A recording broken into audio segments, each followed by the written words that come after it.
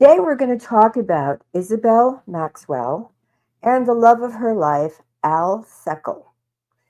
Al Seckel is another man who, in keeping with parts one and parts two of the Maxwell family connection to Aleister Crowley's OTO and Jimmy Savile, and how these sisters, meaning Isabel and her twin Christine, protected Jimmy Savile through the use of their search engine at the time, preventing results from showing up until they sold their search engine to another company, at which point results came up. Well, there's another magician in the family, and that would be Al Seckel. And on the screen, we have Al with Isabel, who is one of Ghislaine Maxwell's siblings. Also on the screen is Brock Pierce. Now, there are a lot of names connected to the information that I want to share with you today. Among this would be Steve Bannon, Joey Ito, meaning the MIT Media Lab, Elon Musk, Howard Lutnick, clearly JE. However, there are connections via Brock Pierce, who was a child actor, and we will get to after I share information with you on Al Seckel. Well, Pierce appears to have been heavily involved with CP as child allegations, like in incredible amounts. And however, he is also connected to many of the people that we're going to be talking about, which of course then connect to Donald Trump, JE, so on and so forth. It is Kirby Sommers. Today is December 9th, 2025. It is about 9 degrees in New York City. I am freezing. However, we are going to dive into this. I would love for you guys to please give this a like. This is a lot of work. Please consider supporting my work. You can do so on this platform with a super thanks. On this platform, I retain only 40%. YouTube takes 60%. To help me a little bit better, you can go to my website, do a one time or a contributing sort of like monthly uh, help situation, and you can make a one-time contribution and or a recurring contribution, or you can support me on one of my other platforms, meaning you can become a member of my Substack or my Patreon, or buy one or more of my books, which keeps me working on this case, bringing you tons of information. Now, initially, when I had my original Twitter account, before Elon Musk took it away in November of 2022, I had a lot of this information uploaded there. And perhaps that's why um, my account was made to disappear. However, we're going to begin with Al Seckel. So he was born September 3rd, 1958. He is said to have somehow become unalived, and we will get to the unalived portion. He is described as an American collector and someone who was interested in visual and other types of sensory illusions. So he was an illusionist. He wrote books about illusions. He was active in something called the Free Thought Movement in the 1980s, of which he was a co-founder. He was also an executive director of the Southern California Skeptics. Now, he was one of J.E.'s friends, I suppose, because of Isabel, or perhaps not. Perhaps Isabel met him through J.E. What I do know is that one of Isabel's friends, someone who has claimed to be very close to her, told me that that Al was the love of her life. Now, Al, when he met Isabel, had already been married several times. In fact, I'd like to show you a photograph. There you see Isabel, you know, I don't know what to say about her looks. I'm going to probably say nothing. But this is Al Seckel's second wife, Denise Lewis, in 1999. She had previously dated Dodi Fayed, who we know was with Princess Diana and is no longer alive because of what we all suspect, something that happened to her as a result of her former husband, who is now the King of England. Now, this is a very small world, as you can see. However, this is a beautiful woman. And, not for nothing, but, Isabel Maxwell is not a beauty, nor is her sister Ghislaine. However, Isabel Maxwell had other things that perhaps Al Seckel was very interested in, and those are connections. He was, I believe, 8 years younger than her when they met. Um, and I'm just going to continue to read information about him so that you can get a broader picture. Now, he was born in New York City to Paul Bernard Seckel, who is described as a German born painter and graphic artist, and a woman by the name of Ruth Schonthal. Now, she's described as a German born pianist and classical composer. What I want you guys to understand is that this woman connects historically to Leslie Wexner, as I describe it in my books, Merchant of Death, Leslie Wexner, Volumes 1 and Volume 2. These are available on my website, and I will leave links to everything below in the description box. Now, so these families, as I have said time and time again, they just go back many generations into the past. Um, and I'm just going to bring something up, which is one of my beefs, not just because Whitney Webb has harassed me and has her baby father harass me and terrorized me basically for 4 years nonstop, but because Whitney Webb, the way she presents the JE story, she makes it begin during World War II and after World War II, basically with the creation of the State of Israel, where my work with receipts shows that this is not true. It started way back, not even hundreds of years ago, but thousands of years ago. So that's all I'm going to say about her. This is a multi-generational that continues to present day. So when we go back to trying to find out who this Al Seckel is, so I basically said that in the 80s he was active in what was called the Free Thought movement, and he edited two books on Bertrand Russell.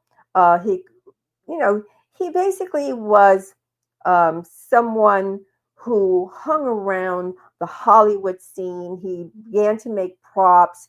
He was basically a con man. Okay, um, he was somebody that kind of was not just into the sort of the outer limits of, like, yeah, he's a magician, in the same way that we have studied maybe the Aleister Crowley situation, the Jimmy Savile situation. But anyway, in 1984, he started this thing called the Southern California Skeptics. And he started to talk about the paranormal activities. And he started to produce monthly lectures, primarily held at the California Institute of Technology, with other meetings occasionally held on the campus of Cal State Fullerton. And basically, he talked about paranormal activities like ESP and fire walking. Seckel then published articles in the New Scientist in 1985, saying that basically Southern California skeptics, the thing that he was the head of, was the fastest growing chapter. So all of these people connected to the Maxwell family and connected to the JE situation appear to be um, uh, like either heads of movements that are splinters of, let's say, the Aleister Crowley world. Now, those, from what I can tell, are connected to not just MI5, MI6, CIA, various other intelligence agencies in the United States, and of course, various intelligence agencies in Israel, because we have Unit 8200, we have the Mossad, we have other um, intelligence organizations in the state of Israel, as we do in the United States. So that it was later discovered that Seckel did not hold the academic credentials that he claimed to have had. So, like I said, he was a con man, and this con man was really into visual illusions. Uh, he had books on optical illusions, and of course, he would be the person that Jeffrey Epstein would become involved with. Now, what I want to say about Seckel is that he was involved with uh, this former child actor by the name of Brock Pierce. So, Brock Pierce, I have here on the screen on the upper right hand corner a grown up Brock Pierce who, from what I can tell, should be in jail. But I think what we're beginning to understand, and this is him when he was a child. Now, he was a child actor, no surprise there. Hollywood is really Holly weird. And we understand now that primarily a lot of child actors, especially those connected to Disney, as Brock Pierce was, are involved in the world that we have been studying, which is basically PDF, right? So please know that I'm going to have to use code language on this platform in order to share information with you, okay? So he was born on November 14, 1980. He is referred to as an American entrepreneur in the cryptocurrency industry who co founded Tether. Now, Tether, put a pin on that. We will return to it. As a child actor, he starred in Disney films. Disney. I will at some point do a separate podcast on Disney and how, from its inception, was connected to satanic stuff, okay? Because this is all connected to satanic stuff, and there's just no getting around it anymore. He was in this film called The Mighty Ducks in 1992. However, he started when he was a baby, very much like Brooke Shields. And by the way, I've been writing about Brooke Shields on my Substack. I'll leave a link to that article as well, because she too started as a child and she too connects to the JE world and other things that have not been explained. And it's all described in my other 2-volume book, Gerald Ford, MK Ultra, volumes 1 and volume 2. What I want to say about my books is that, again, they form their puzzle pieces, and they connect all of the links that other people perhaps don't see, because the mainstream media, as we know, kind of stays focused on the superficial level, even though there has been some talk lately because of the email drop and all of that. However, we're also going to discuss a little bit about the emails as it pertains to Brock Pierce, MIT, Joey Ito, and all of that. But let me just finish explaining who this Pierce is. Now, he was born in Minnesota. He started appearing in commercials as a toddler. He then was in another film first kid in 1996. He had a small role in Big League in 1994, in Ripper Man 1995, and Problem Child 3, Junior in Love, another one, Three Wishes in 1995, in Earth Minus Zero 1996, and in 1997 he appeared in The Ride. Now, he retired from acting at the age of 16. And then he joined as a minor partner. Now, this name is very important. Mark Collins Wechter and Chad Shackley, establishing something called Digital Entertainment Network, DEN. Okay, so it raised $88 million in venture capital. However, what I want to say to you about Den and his raising of $88 million in venture capital is that the person who helped him is none other than Steve Bannon. Now, we see Steve Bannon on the screen. He was Donald Trump's go-to guy for the first run in 2016. He's also someone that we know has footage or and audio of JE when he was basically prepping him to resurrect his, let's say, his persona, which had been obviously damaged because of all of the revelations that primarily Virginia Giuffre, God bless her soul, was bringing to the surface. So I'm going to continue with the information on Pierce, and we will return to all of this other stuff in a minute. Now, by the time he was 18, he was making $250,000 a year, and he held 1% of the company's shares. Now, it was slated for an IPO, meaning an initial public offering, meaning that the company was going to go public. Now, what I want to say to you about companies that go public is that the way the intelligence agencies operate is kind of like this, which is why I believe that this was part of a government-sponsored situation, because Brock Pierce has been connected to people who have been accused and of child situations. He himself has been accused of child situations. He left the country at one time. In fact, he's moved around the planet a couple of times. The law has never caught up to Brock Pierce.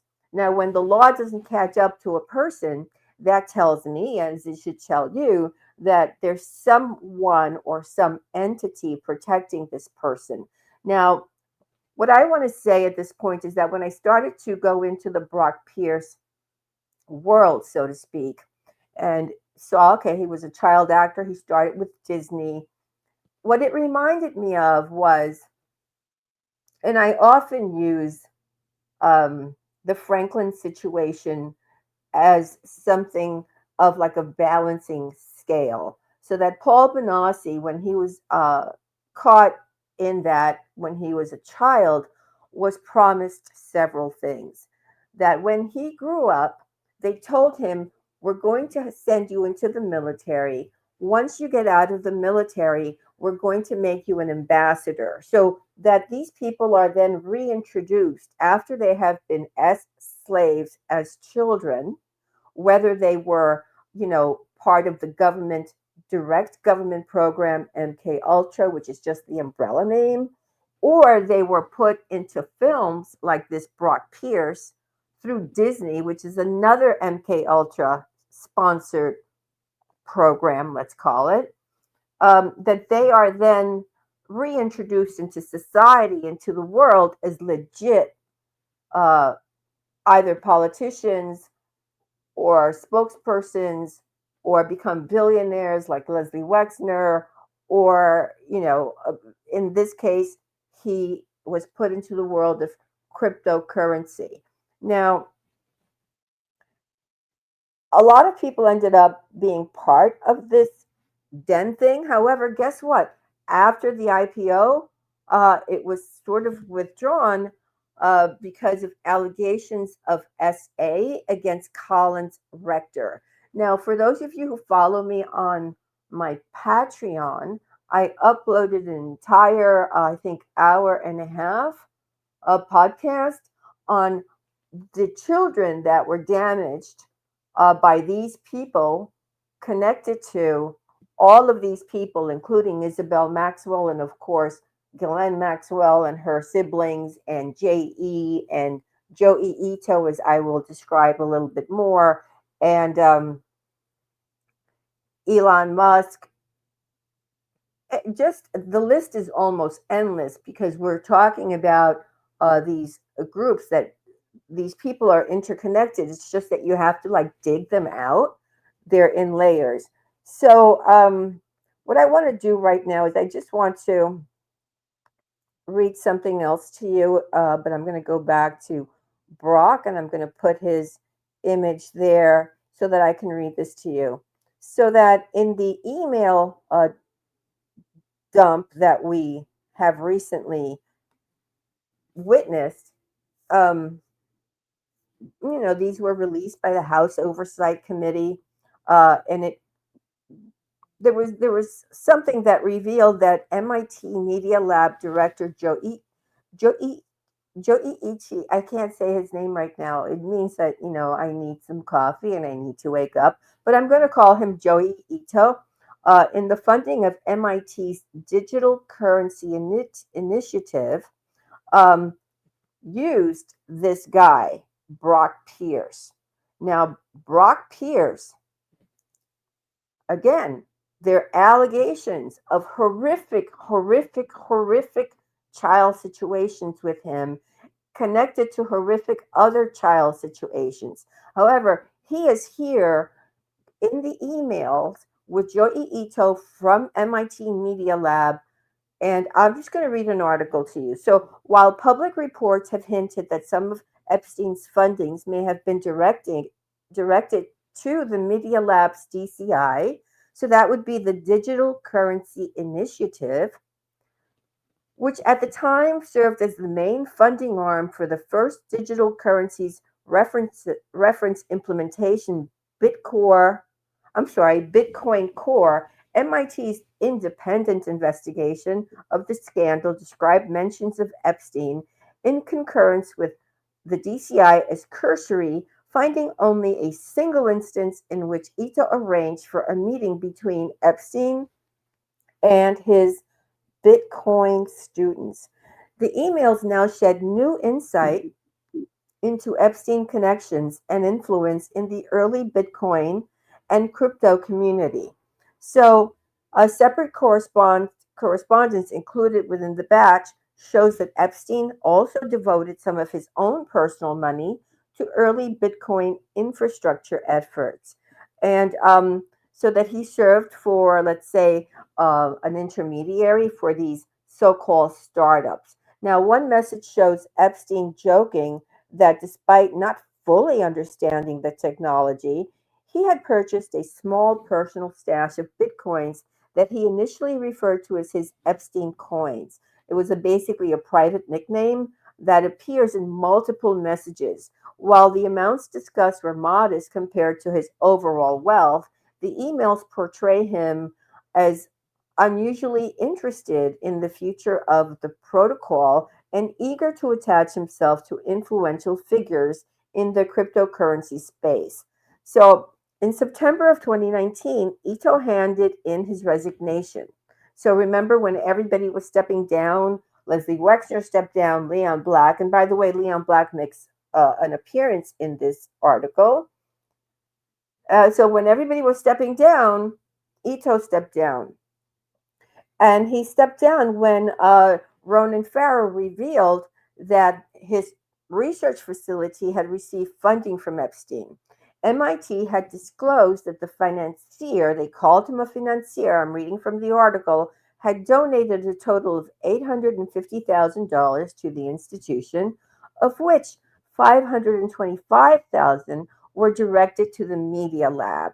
But Ronan Farrow counterclaimed that the MIT Media Lab had actually received $7.5 million via Epstein, including an additional $5 million donation from Epstein associate Leon Black.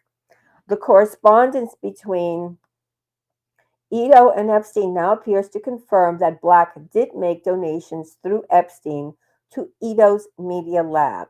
Now, we're gonna, I'm gonna keep reading this because at some point we're gonna get to this very sketchy character connected to Isabel Maxwell's love interest, Al Seckel. So let's see if I can. Describes the success of founding DCI, an opportunity, the way that Bitcoin is organized is that there are 5 core developers, around 100 contributors to the core code, and then there were like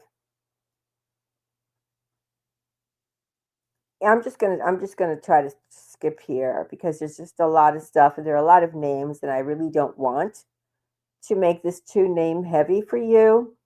However, okay, so prior to declaring bankruptcy, the Bitcoin Foundation saw mass resignations over the confirmation of former child actor and co-founder of the digital entertainment network Den, Brock Pierce, as its director.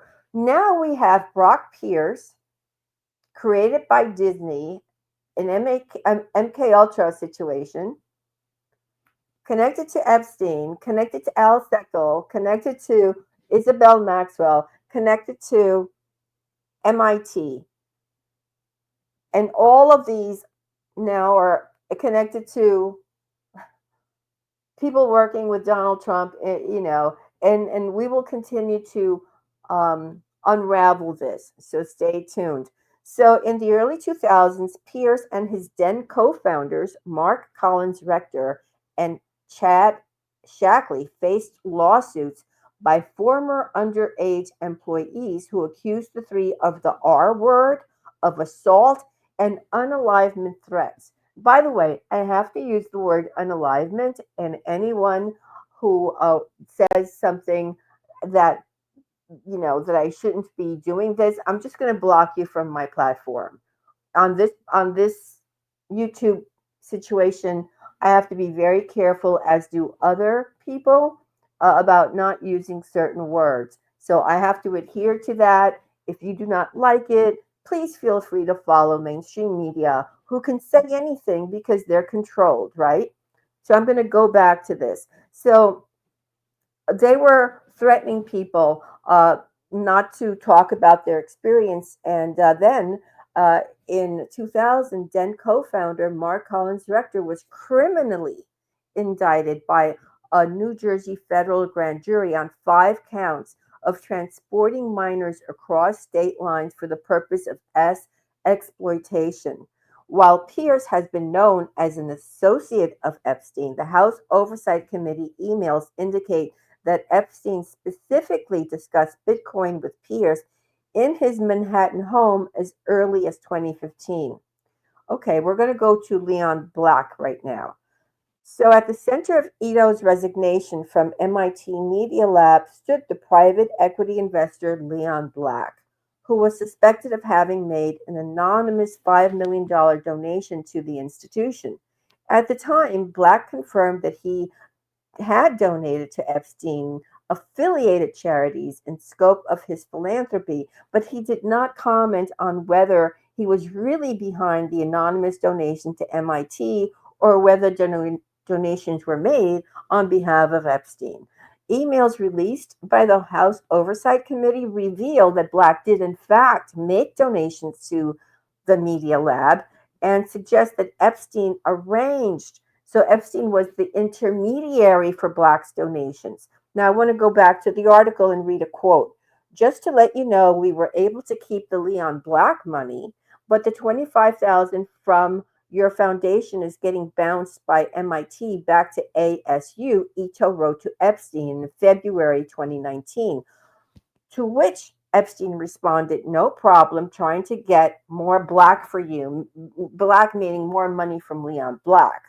So Leon Black is the former CEO of Apollo Capital, an Epstein associate who stepped back from his position following allegations that the private equity investor paid Epstein $158 million for, quote, financial advice. At Apollo, Black was succeeded by former SEC Chairman Jay Clayton, who currently serves as the United States Attorney of the Southern District of New York, which has become infamous within the digital currency space over its prosecutions of private projects, Samurai Wallet, and Tornado Cash. Now, I just want to say, because there's a lot more to this article. I just want to go back and let you guys know that I have pieced together a lot of my work on Leon Black, and I've made it available again on my website. Leon Black, United Fruit, the CIA, and Mossad. This is, again, when you read this, you'll see how it loops back into, let's say, Leslie Wexner's world. And it also shows a really interesting connection as to why Woody Allen was used in this sphere that no one has sort of discussed, other than saying that Woody Allen did something to his one of Mia Farrow's minor children. So that I was able to find the connection of how Woody Allen was actually used in this, I'm going to call it a network of spies, a network of PTFs. And I explained that in this book, and I think I'm the only person, in fact, I know I'm the only person to do that. So that's available on my website. Now, I just want to go back and talk about the strange death of Seckel, and then we will return because there are other people that are involved, including Howard Lutnick, who became J.E.'s neighbor in one of the two mansions that Leslie Wexner gave him, and who miraculously survived the attacks of that horrible day in September in 2001, again connected to Donald Trump. Here, I'd like to share with you a photo of Al Seckel and Isabel Maxwell joining Stephen Hawking for a zero-G flight. And this, of course, we know that Hawking was invited to the island, and it's my understanding that Isabel also went to the island. Now, for all of you who say the island, the island, the island, the abuse happened everywhere, not just in J.E.'s properties, not just in Ghislaine Maxwell's properties, on their airplanes. Most of these planes were provided to J.E., courtesy of Leslie Wexner, by the way, but also in hotels, in other people's homes, in their cars, like everywhere. So it wasn't just the island. So I'm going to just keep that up there for a second, and I'm going to go back to Al Seckel's mysterious disappearance, okay? So let's see if I even have it here, because otherwise I'll just do a follow-up. Okay, I do have a little bit here. Maybe I have more than a little bit. So let me just share this with you. So Al Seckel, as I have explained to you guys, was a con man. And he disappeared in 2015. Now, when he supposedly married Isabel. He was still married, so he's a bigamist. On top of being a con man, on top of everything else, he's a bigamist. Um, but it was discovered that he flung himself off a high cliff outside of a picturesque French village. So the Maxwell family matriarch had a house in France. It's like a mansion, like a castle. And that's where Isabel and her husband, her bigamous husband, so their marriage could be declared null and void, were living at the time of his mysterious disappearance. Now, it was believed that he disappeared because he was leaving behind too many things that were unpaid for. Now, we know that these people, um, all of them, they don't like to pay for the work that they have done for them, and they, meaning also Isabel Maxwell and her husband were initially living, I believe, in San Francisco, but then they moved outside of the country when people began asking to get paid. And then he disappeared. Now, Isabel filed for bankruptcy as soon as he disappeared, I suppose because she did not want people to come after her for the money that he owed, and apparently she owed as well because she was living with him and they were not paying their rent. They were not paying any of the money that they owed anyone. And so it was then determined, oh, he jumped off the cliff, but some people think that that was fake, that his unalivement was not real. It's another one of his illusions, and that Isabel Maxwell allegedly helped to make this illusion come true in order to avoid, again, a lawsuit and paying people back, so on and so forth. So, what I want to say is that let me just get back to Steve Bannon. Let me just so I put that up there for you. Now,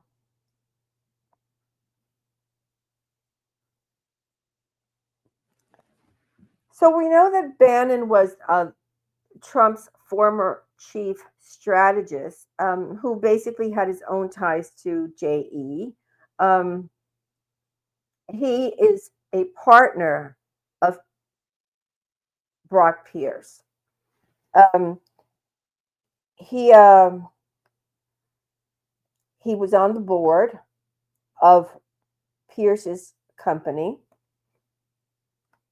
You know what? Maybe some people need a little bit more information on Bannon. Let me see if.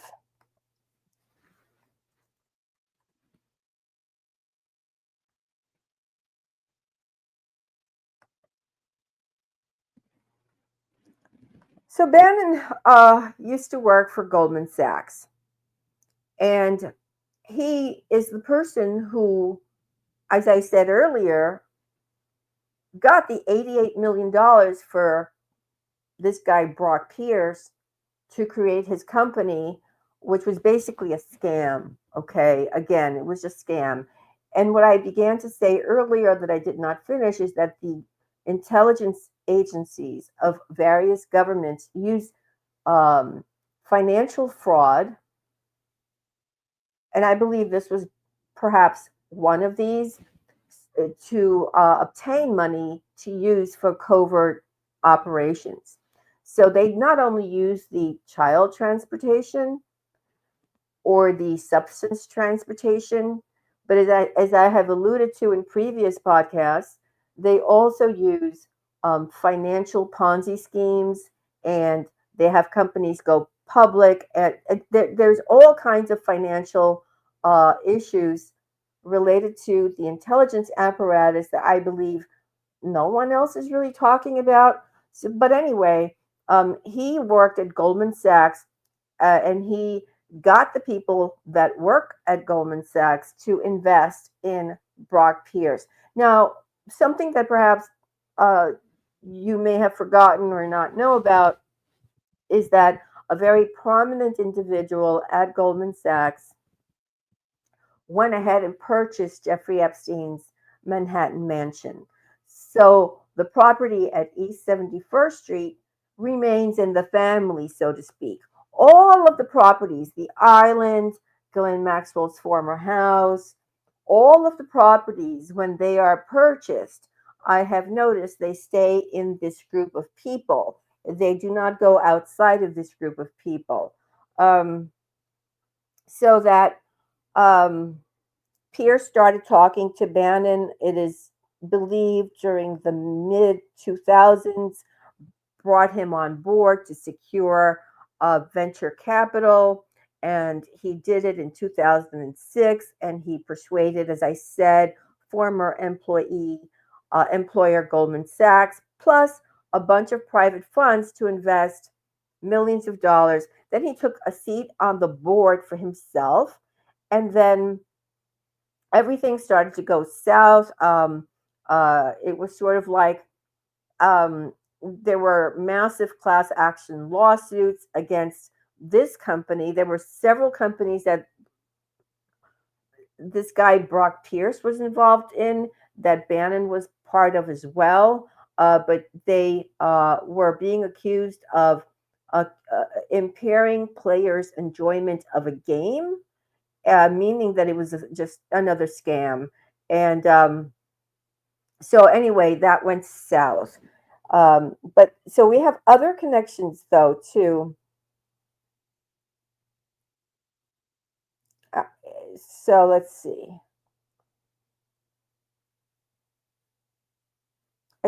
I want to find. Oh, and here, guys, I just have like 30 pages of notes.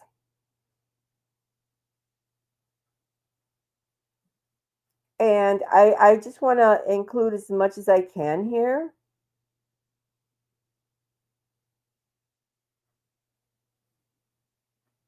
So bear with me.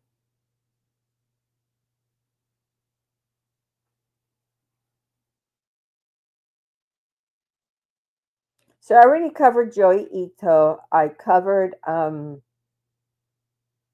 Steve Bannon.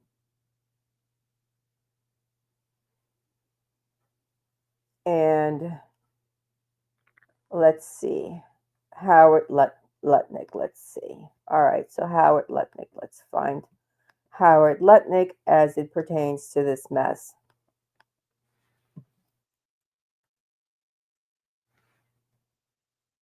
Okay. So first, let me explain who Howard Lutnick is. He was born on July 14, 1961. He's described as an American businessman and a government official. He has served as the 41st United States Secretary of Commerce since February 2025 in Donald Trump's second administration.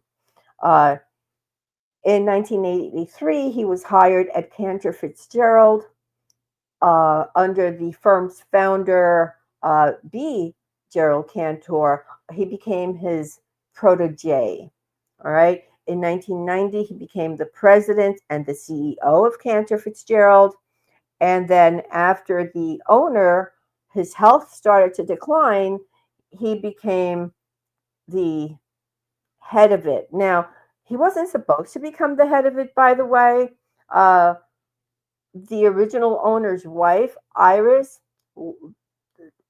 really took him to court and claimed all kinds of things, and that he lacked the sufficient mental capacity to make decisions. But then there was a settlement, and it gave Lutnick some control. And then after that, he was appointed the chairman of Cantor Fitzgerald after the death of the owner. Okay. Now, he miraculously was not around the day of the attacks. Cantor Fitzgerald lost 658 employees, including Howard's brother, Gary. Now, what I want to say is I've written a lot about this. And the night before the attacks and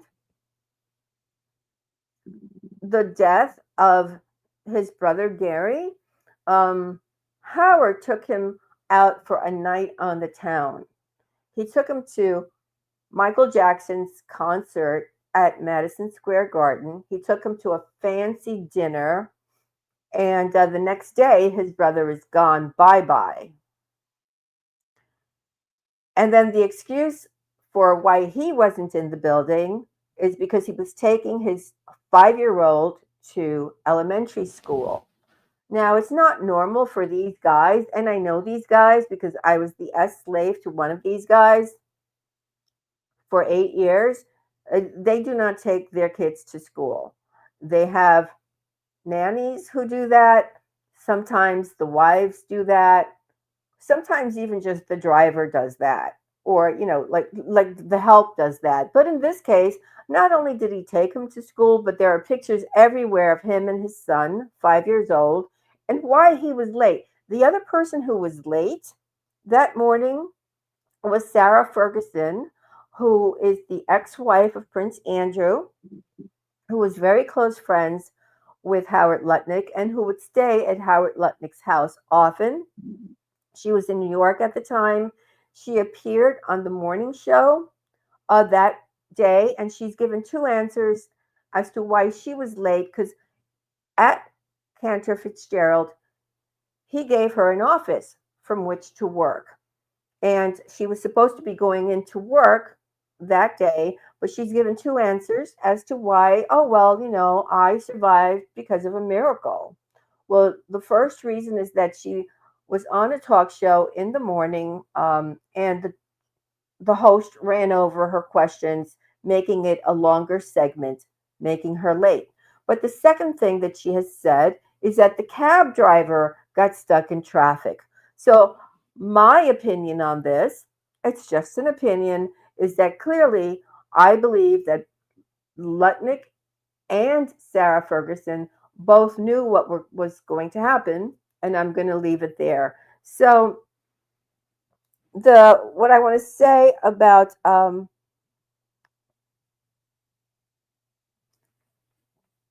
so Lutnick became involved with Brock Pierce in something called Tether.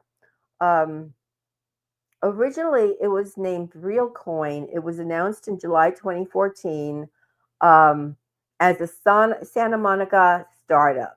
Okay, again, it's about Bitcoin and all of that, and they were trying to do this all around the world using all the ATMs throughout the entire world. Now, it was renamed Tether. Um, when a company renames itself over and over again, like we have seen, for example, Leslie Wexner, it started as The Limited, then it changed to L Brands, now it's changed to Bed Bath and Beyond, or Bed Bath. Yeah, I think it is. I think that's what it is. If it's not, can you just write down the name that it's going under now? It's because there has been a scandal of some sort. So when you see a company change their name, it's because they want to disassociate themselves from the scandal and put themselves up as a new front. Now, this became something that involved the person who is now in the White House. And we see time and time again clearly how all of these people, and I don't get tired of saying that these people are all interconnected. Now, according to comments made by Howard Lutnick, um, he was giving some excuses for the a certain a scandal, and that a company that was, let's say, um, being an intermediary for this company that did something wrong, that, oh, they were just acting as a custodian. Okay. So this is another thing, and if you want to go down that rabbit hole, it's called Tether, Tether. And there was in February 2024 a congressional hearing. Minnesota Congressman Tom Emmer, who supports cryptocurrency, um, basically started to say that the Wall Street Journal's reporting on this latest scandal was erroneous, and saying that reports on global financial crimes showed the actual amount of cryptocurrency used by these groups to be significantly smaller. Now, okay, so now we have powerful people in positions where their voice can be heard, covering for the financial crimes, and we have Epstein's former neighbor stuck in the middle of this. Now, there's also a connection to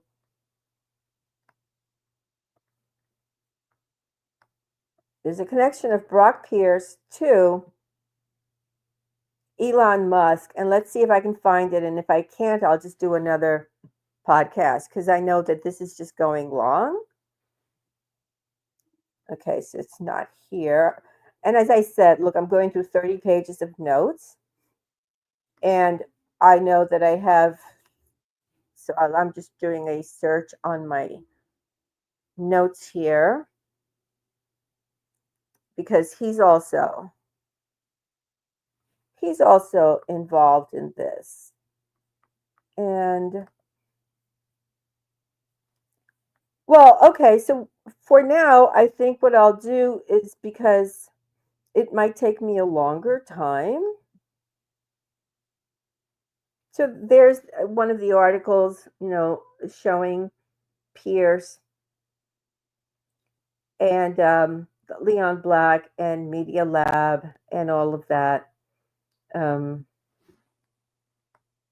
and this is like part 3. I'm not going to call it part 3 of my series necessarily, although I'll leave links to those that you should listen to, that it connects the Maxwell twins and the Maxwell family protecting Jimmy Savile. And now we see that Isabel Maxwell has even more connections to this really shady character, Brock Pierce, who was very, very close to Al Seckel, who's the love of her life, who somehow mysteriously jumped off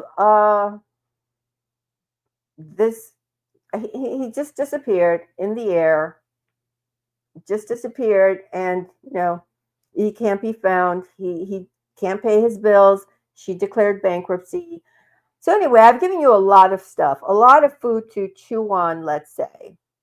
I am very curious to hear your thoughts. I would say if you want to hear the hour and a half podcast about what Brock Pierce was really involved with, that's on my Patreon.